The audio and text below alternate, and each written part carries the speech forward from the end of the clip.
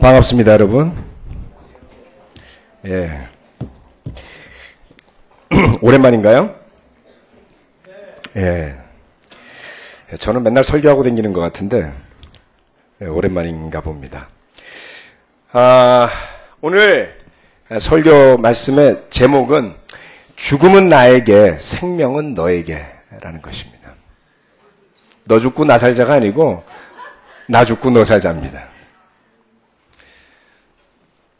여러분 혹시 무언가를 성취하고 나서 무언가를 이루고 난 다음에 참 허무하다 이렇게 느껴보신 적이 있나요?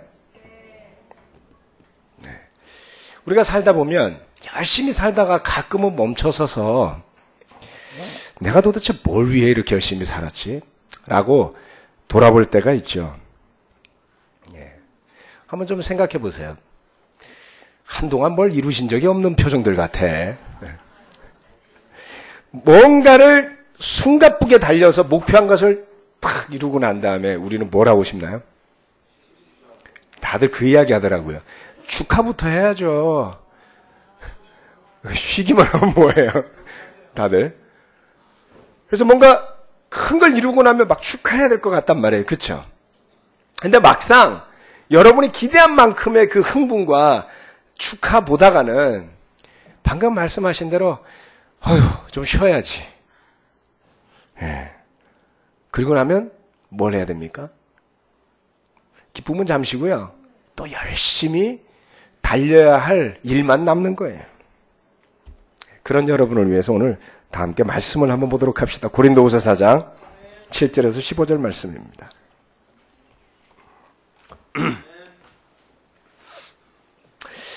올해 한 달에 한 번씩 이렇게 밴드로 찬양을 하니까 참 좋죠. 매주 할 수 있도록 여러분 기도해 주십시오. 그러려면 밴드가 팀이 한 3팀은 생겨야 될 겁니다. 그런 의미에서 미래에 밴드 팀이 생겨나도록 또 기도해야지 되겠죠. 고린도후서 4장 7절에서 15절의 말씀입니다. 우리는 이 보물을 질그릇에 간직하고 있습니다. 이 엄청난 능력은 하나님에게서 나는 것이지 우리에게서 나는 것이 아닙니다. 우리는 사방으로 죄어들어도 움츠러들지 않으며 답답한 일을 당해도 낙심하지 않으며 박해를 당해도 버림받지 않으며 거꾸로뜨림을 당해도 망하지 않습니다. 우리는 언제나 예수의 죽임당하심을 우리 몸에 짊어지고 다닙니다. 그것은 예수의 생명도 또한 우리 몸에 나타나게 하기 위함입니다. 우리는 살아있으나 예수로 말미암아 늘 몸을 죽음에 내어 맡깁니다. 그것은 예수의 생명도 또한 우리의 죽을 육신에 나타나게 하기 위함입니다. 그리하여 죽음은 우리에게서 작용하고 생명은 여러분에게서 작용합니다. 성경에 기록하기를 나는 믿었다. 그러므로 나는 말하였다. 하였습니다. 우리는 그와 똑같은 믿음의 영을 가지고 있으므로 우리도 믿으며 그러므로 말합니다. 주 예수를 살리신 분이 예수와 함께 우리도 살리시고 여러분과 함께 세워주시리라는 것을 우리는 알고 있습니다. 이 모든 일은 다 여러분을 위한 것입니다. 그리하여 하나님의 은혜가 점점 더 많은 사람에게 퍼져서 감사하는 마음이 넘치게 하고 하나님께 영광을 돌리게 하려는 것입니다. 설교의 제목은 죽음은 나에게 생명은 너에게 12절 말씀에서 나온 것입니다. 사도 바울은 성경 말씀에 나오는 많은 인물들 중에서도 특별히 많은 것을 이룬 사람이었습니다. 수많은 교회를 세웠고 그리고 그 수많은 교회들에게 예수님의 가르침을 일목요연하게 정리해서 그 세워진 교회들이 분열하지 않고 복음 안에 연결되어 가도록 가르쳤죠. 기독교를 비판하는 사람들은 이렇게 이야기하고 합니다. 기독교는 바울의 종교다. 라고 말할 만큼 바울 없이 기독교란 있을 수 없다. 라고 말합니다.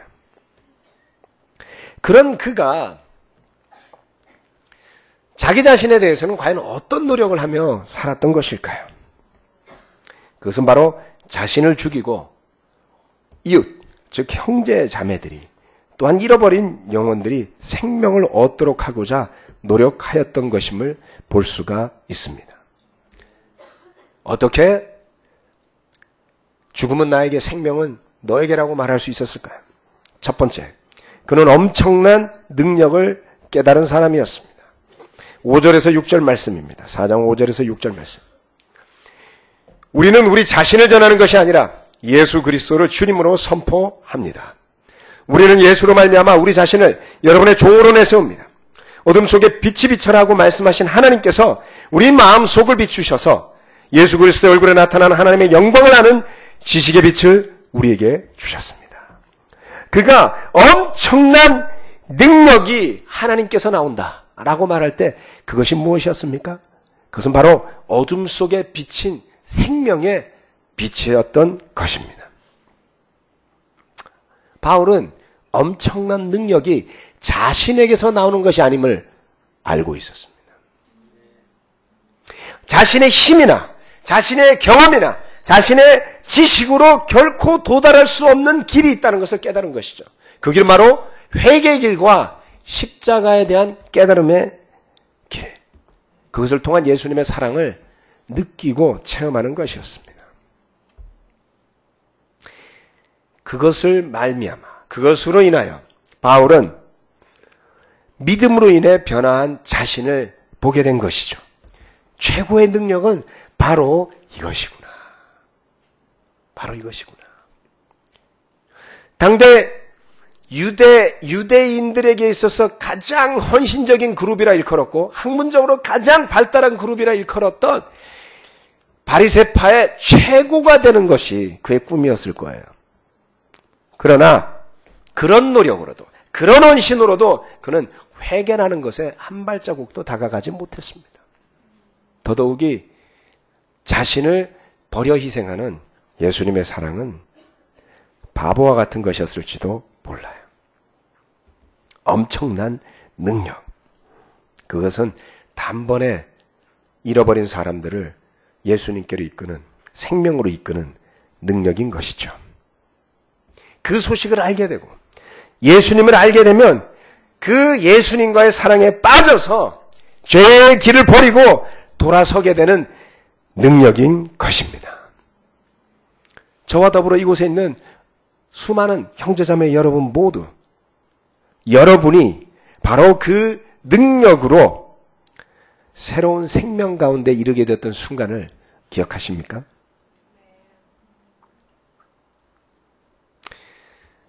우리가 그리스도인으로 살아갑니다. 예수님의 제자로 살아갑니다. 라고 말할 때 이 엄청난 하나님의 능력, 예수님을 통해 우리에게 주어진 이 엄청난 능력이 날마다 새롭지 않다면, 그 능력이 부족하다면 우리의 신앙은 빛이 바래게 됩니다. 생명을 주시는 예수님이 살아계시지 않다면 우리는 세상의 자극에 의지해서 살아가는 세상적인 사람으로 전락해 가게 되는 것이죠. 여러분, 우리는 뭘 위해서 열심히 노력하고 살아갑니까? 열심히 공부합니다. 열심히 수고합니다. 요즘은요, 책 읽기 열풍이 불어가지고요, 학교에서 필독도서라는 게 만들어졌습니다. 여러분들 학교 다닐 때는 그런 것도 없었을 거예요. 그렇죠? 예. 있었어요? 세대가 다르군요.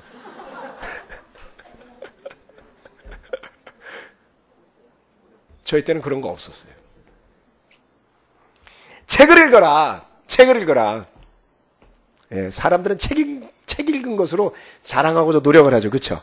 내가 책을 이만큼 읽어. 내가 제일 잘 나가. 이렇게 말하고 싶어 합니다. 그래서 책만 읽는 척하는 사람들 다 잘난 척하고 싶어하는 사람이에요. 저도 그런 사람 중에 하나였죠. 전도서 12장으로 가봅시다. 여기를 접어놓고.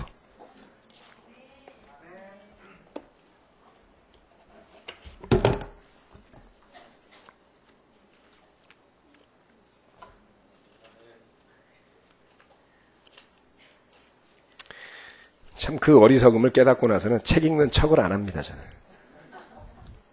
12장 12절 말씀. 한마디만 더 하마 나의 아이들아 조심하여라. 책은 아무리 읽어도 끝이 없고 공부만 하는 것은 몸을 피곤하게 한다. 아멘. 책 싫어하는 형제들 기뻐하십시오.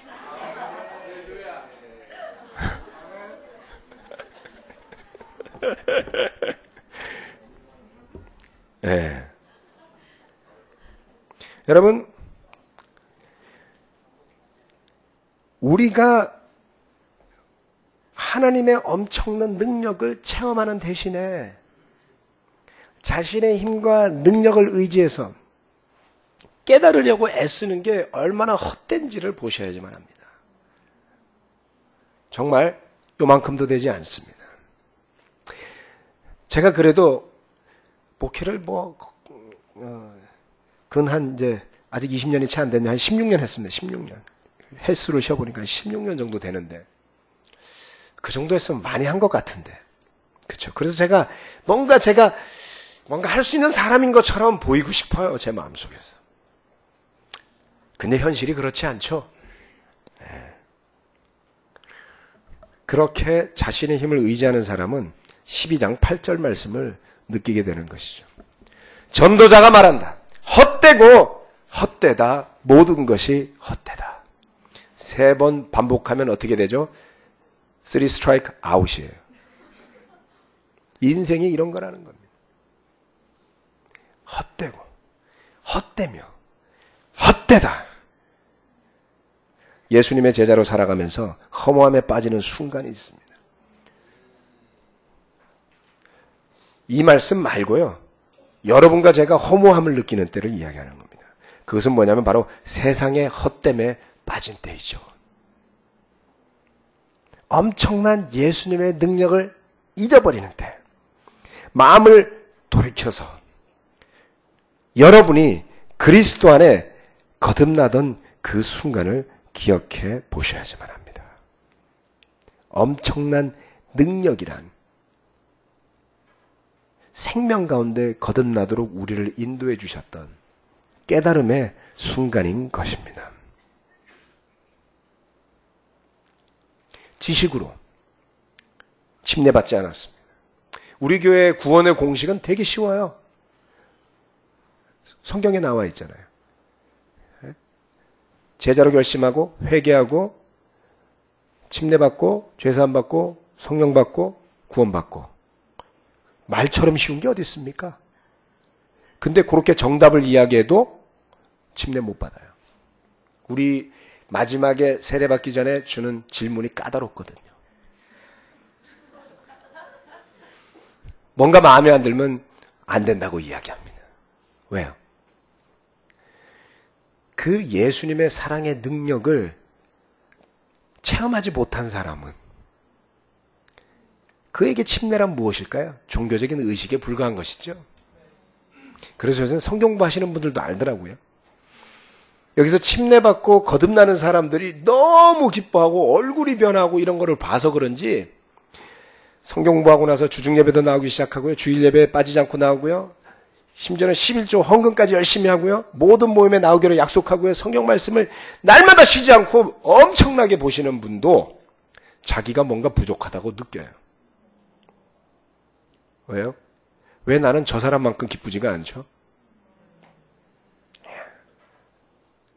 예수님의 사랑을 삶에서 그동안 성경 공부를 하면서 어떻게 느끼셨습니까? 그걸 잘 모르겠는데요. 느낄 때가 되면 말씀해 주십시오. 어떻습니까? 여러분 침례가 가짜가 아니었다면 여러분 모두 다 죄를 회개하고 거듭나던 그 순간에 엄청난 하나님의 능력을 체험하지 않았습니까? 그게 어디로 갔다면 하나님이 어디로 가신 게 아니라 여러분이 어디로 가 있는 겁니다. 엄청난 능력을 깨닫는 사람이 되어야 됩니다. 두 번째, 죽음은 나에게 생명은 너에게. 두 번째, 언제나 예수님처럼 죽는답니다. 자, 다시 고린도후서 4장으로 가보도록 합시다. 언제나 예수님처럼 죽는다. 4장 9절에서 12절 말씀. 박해를 당해도 버림받지 않으며 거꾸로 때림을 당해도 망하지 않습니다. 우리는 언제나 예수의 죽임당하심을 우리 몸에 짊어지고 다닙니다. 그것은 예수의 생명도 또한 우리 몸에 나타나게 하기 위함입니다. 우리는 살아있으나 예수로 말미암아 늘 몸을 죽음에 내어 맡깁니다. 그것은 예수의 생명도 또한 우리의 죽을 육신에 나타나게 하기 위함입니다. 그리하여 죽음은 우리에게서 작용하고 생명은 여러분에게서 작용합니다. 예수님의 죽임당하심을 우리 몸에 짊어지고 다니다니 어디서 들어본 표현 아니겠습니까? 예수님의 가르침이었습니다. 누가복음 14장과 9장에 나오는 것처럼 누구든지 십자가를 지고 나를 따르지 않으면 내 제자가 될 수 없다 라고 하셨죠. 그 말씀 그대로 사도 바울은 그것을 깨닫고 있었습니다. 언제나 예수님처럼 죽어야만 했습니다. 죄에 대해 죽어야 했고요. 자신에 대해 죽어야 했습니다. 그렇게 죽어서 무엇이 나타났습니까? 예수님의 생명이 나타나도록 한 것이죠. 비결은 거기에 있습니다. 죽는다. 죽었어. 여기에 있습니다. 나는 죽고 당신에게 생명이 있는 것. 이것이 바로 예수님의 복음의 핵심입니다. 복음을 전하고자 하는 사람이 자신이 살려고 애써서는 안 됩니다. 교회는 좋은 것이고요. 특별히 이 교회는 성경 말씀을 통해서 한 명, 마지막 한 명까지 변화되어져서 만들어진 예배예요. 그렇죠? 제가 항상 드리는 말씀이지만 한 명 한 명이 변화되지 않으면 이런 예배는 나오지 않습니다. 그런데 그런 우리라 할지라도 심지어는 사람들이 말하는 최고의 교회라 할지라도 교회가 복음에서 벗어날 수 있습니다. 그것은 언제이냐? 죽으려고 하는 사람들이 모인 것이 아니라 얻으려고만 하는 사람들이 모이는 모임으로 전락하는 때에 그렇게 되는 것입니다. 여러분 처음 오실 때 다양한 이유로 오시는 것은 다 괜찮습니다. 저도 여자 꼬시려고 하다가 우리 교회 초대받았습니다. 남자들 다 그렇죠. 형제들 왜 웃으세요? 네. 공감하죠? 똑같은 이유로 교회 초대받았다는 건 아닙니다. 제자가 아닐 때, 싱글로 살 때, 우리가 죄성 가운데 있었던 순간을 이야기하는 겁니다. 그런데, 핵심은 뭡니까? 어떠한 이유로 왔건 간에, 복음을 제대로 깨닫게 되면 우리가 변화한다는 것이죠. 어떻게 해요? 더 이상 얻기 위해 오는 것이 아니라, 주기 위해, 그리고 죽기 위해 오게 되는 것입니다. 버리는 사람이 모이는 것이죠. 세상을 자랑하는 사람들이 모이는 곳이 아니라 오직 예수님의 죽으심처럼 내가 죽은 것을 자랑하는 사람들이 모인 곳이죠. 예배 시간 중에 특별히 우리가 성찬의 시간이 있습니다. 주로 성찬 시간에는 신학적인 성찬의 의미를 이야기하기보다는 삶을 이야기를 많이 하죠. 그래서 많은 사람들이 감동스럽다라는 이야기를 많이 합니다. 왜요? 그 시간에 내가 죽은 이야기를 나누기 때문인 것이죠. 제가 말이에요. 학교 다닐 때 도서관에 있는 책 다 읽었거든요. 그래가지고 박사학위 땄거든요. 이런 이야기 하지 않습니다. 제가 이런 아이디어 내가지고 제가 이런 회사를 읽었거든요. 그래서 하나님 축복을 팍팍 부어주시니까 그래서 크리스찬으로 살아야 됩니다. 이런 쉐어링 들어본 적 없죠? 왜 감동이 있는지. 여기 올라와서 내가 얼마나 죄인이었는지를 나누는 거죠. 그리고 예수님 때문에 그런 죄인이 어떻게 죽게 됐는지. 그럼 우리가 막 박수 치는 거예요. 그렇지, 그럼 그렇지. 네. 왜요? 똑같으니까요.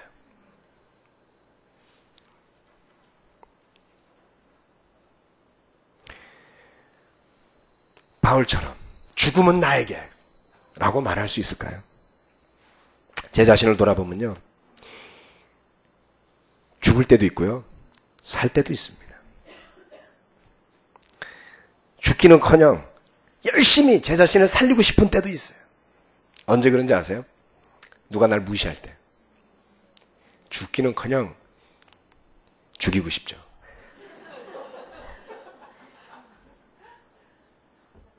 죽다가도 살아나요.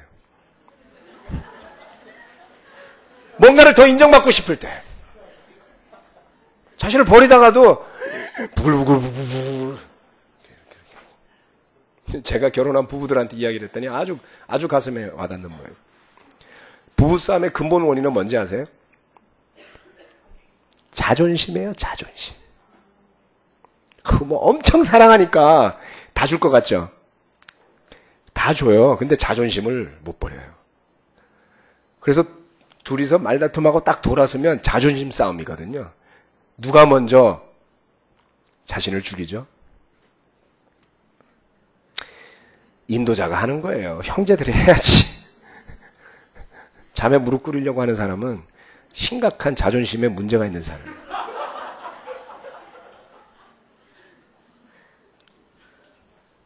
속 시원해요? 자매한테 사과 받아내면?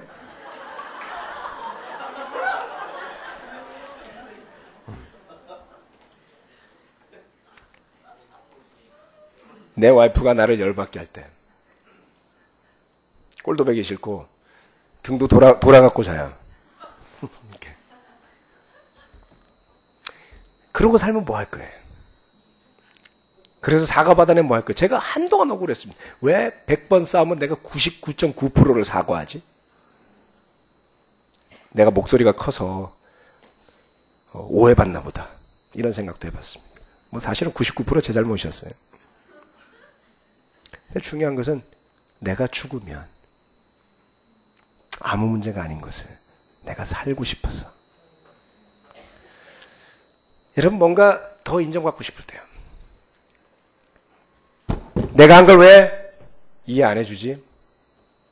나 이렇게 하고 산단 말이야. 나 이렇게 애쓴단 말이야.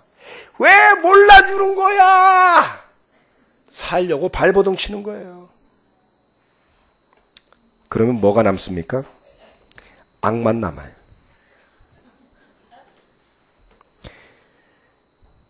여러분, 그럴 때 내가 살려고 발버둥 치는 때가 많아지면 어떻게 되는지 아세요? 마음이 갑갑해집니다. 그리고 불안이 내 마음을 지배하게 되죠.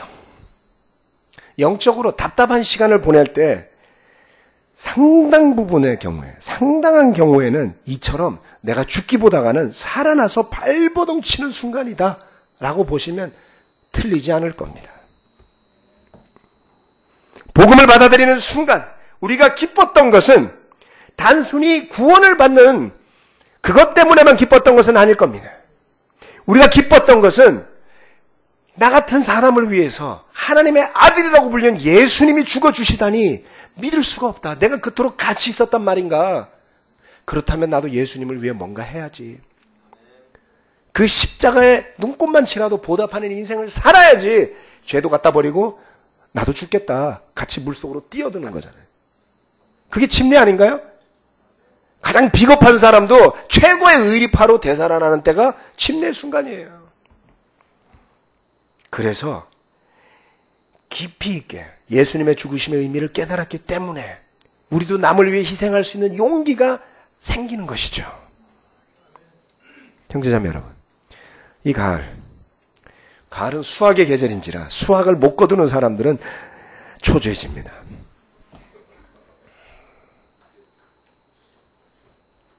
올해도 몇 개월 안 남았어요.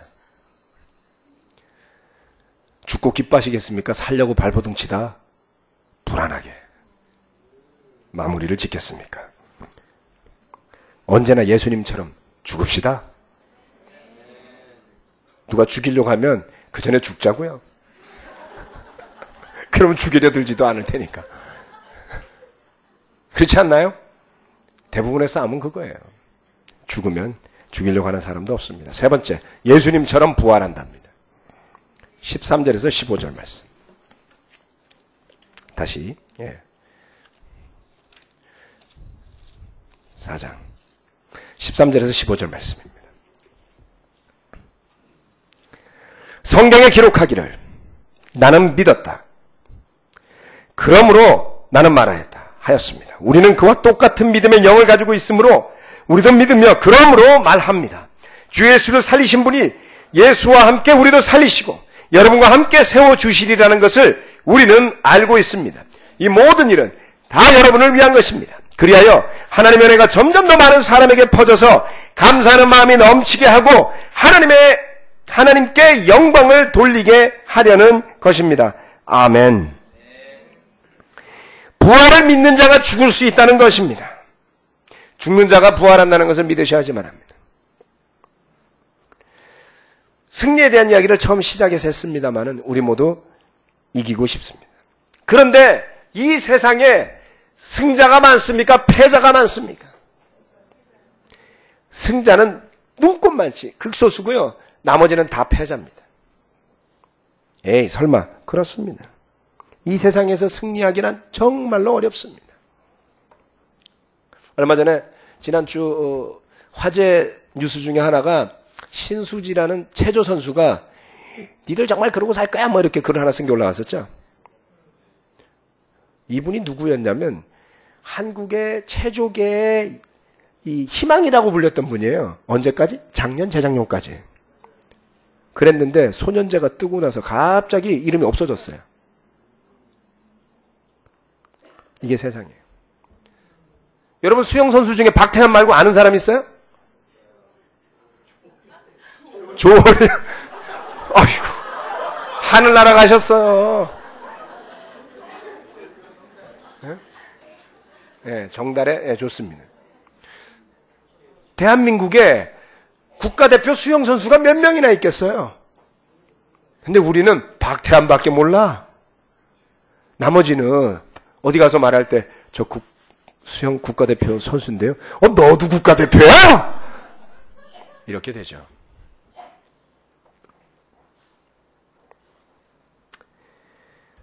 세상에 승리하는 사람 참 드뭅니다.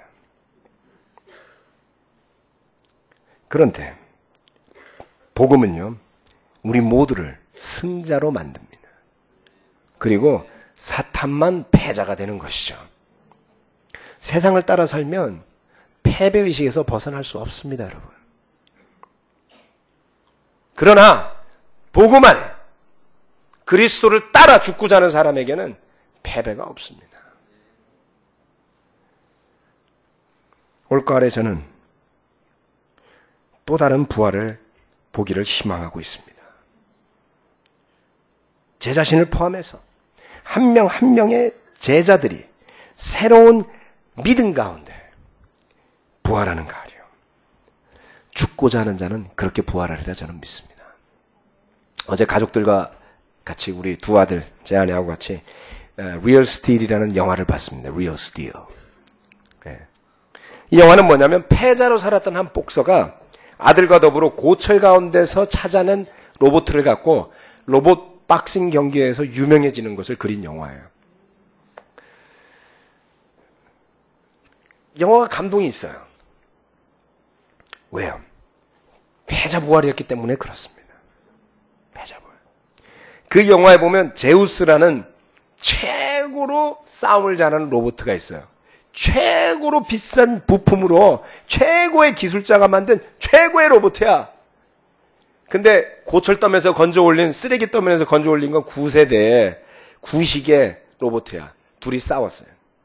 판정패했단 말이에요. 네. 그렇지만 사람들은 환호하죠. 네. 그렇습니다. 많은 돈을 들여갖고 멋지게 만들어갖고 그 사람이 항상 이기면 뭐 그렇게 재미가 있어요. 물론 가끔 재미있는 경기도 있습니다. F1 레이스 같은 경우. 100억짜리 자동차가 달린다면서 가서 보고 싶은 거예요. 우와 그러죠. 이 수천억이야 막 차가. 감이 안 가시는군요. 여러분 차하고 비교가 안 돼서 그러죠. 100억이면 내 차가 몇백 대구나. 근데 한번 상상해 보세요. 그 F1 레이스는 100억대에 달하는 차들이 질비하단 말이에요. 그 가운데서 1등하는 것도 영광스럽지만 만약에 그 F1 레이스에서 포니가 나와가지고 100억짜리 페라리하고 같이 딸려갖고 비겼어. 그럼 어떻게 되겠어요? 우와, 감동은 그런 거예요.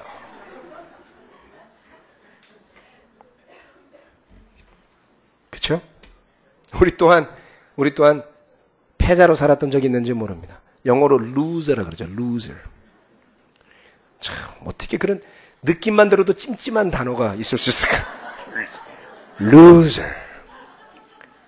한국말에 그와 비슷한 단어가 있습니다. 패자 뭐 이런 거 갖고 안 돼요. 그렇죠? 한국말에 뭐가 있는지 아세요? 찌질이에요, 찌질.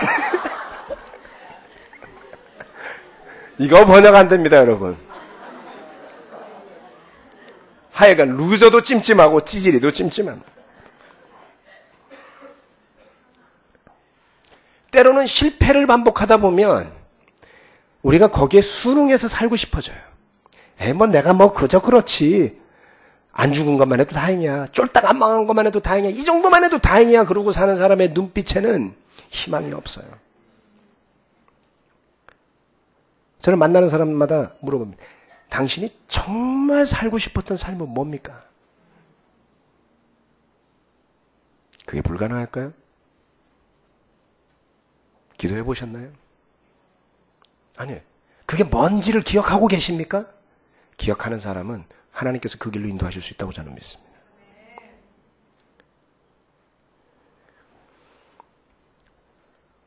비록 너무 오랜 시간 지쳐 있어서 현실에 순응하며 살았었는지는 모르지만 그 어느 누구도 마음속에서는 자신이 영원한 루저로 남게 되기를 바라지 않지요. 형제자매 여러분, 올가을에 뭔가 하나님께서 여러분에게 무엇을 주신다면 그게 뭘까요? 올 가을에야 저는 우리 서울 그리스도의 교회가 새로운 미션을 향한 발걸음을 내디뎌야 한다고 생각합니다. 새롭게 부족하다 할지라도 내가 있는 곳에서 하나님의 능력을 발견해 볼 수 있도록, 그래서 우리가 세 가지를 올 가을에 준비를 하고 있습니다. 첫 번째, 그동안 주중 예배를 드리던 안양에서 첫 미션 예배를 드리는 겁니다.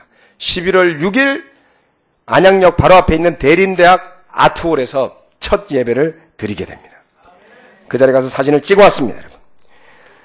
장소를 빌리다 보니 장소가 없어서 470명이 들어가는 강당을 빌렸습니다. 제자들 한 40명밖에 없어요.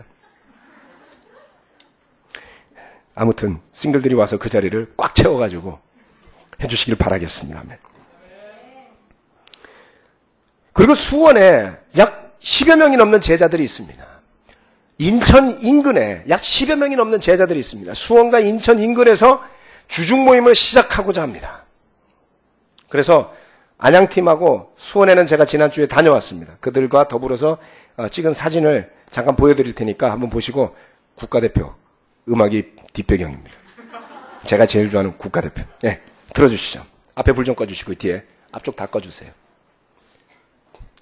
불을 좀 꺼주셔야 돼요. 자, 음악 좀 더 키워주시고. 국가대표의 이게, 자, 초대장이 나왔습니다. 안양 첫 미션 예배.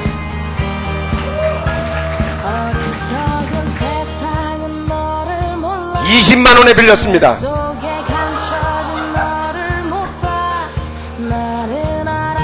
네, 안양 박성근 치과에서 이루어지는 주중 예배입니다. 매주 35명 정도의 형제자매가 참여합니다.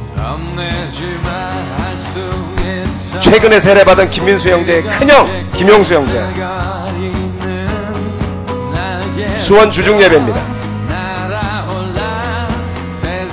네.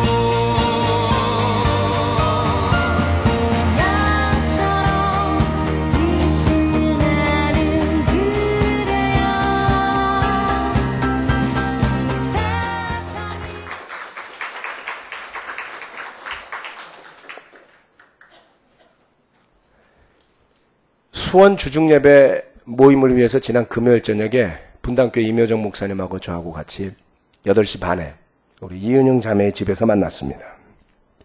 그 자리에 한 10여 명, 한 11명, 12명의 형제자매들이 모였었습니다. 그 중에는 94년도에 세례받고 지금까지 수원에서 서울로 오고 가며 제자로 살았던 자매가 있어요. 그 가운데는 1호선 맨 끝에 역에서 열심히 예배를 나온 자매도 있었습니다. 그 가운데는 결혼해서 2 자녀가 있는데도 오산에서 빠짐없이 주일 예배뿐만 아니라 주중 예배까지 헌신하며 나온 제자들이 있었습니다. 그들의 간절한 기도는 무엇이었겠습니까? 이곳에 교회를 세워주십시오.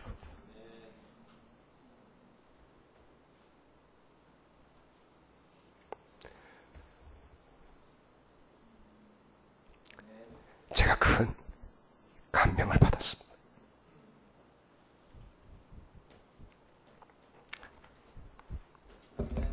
가는 길에 오는 길에 기도드렸습니다.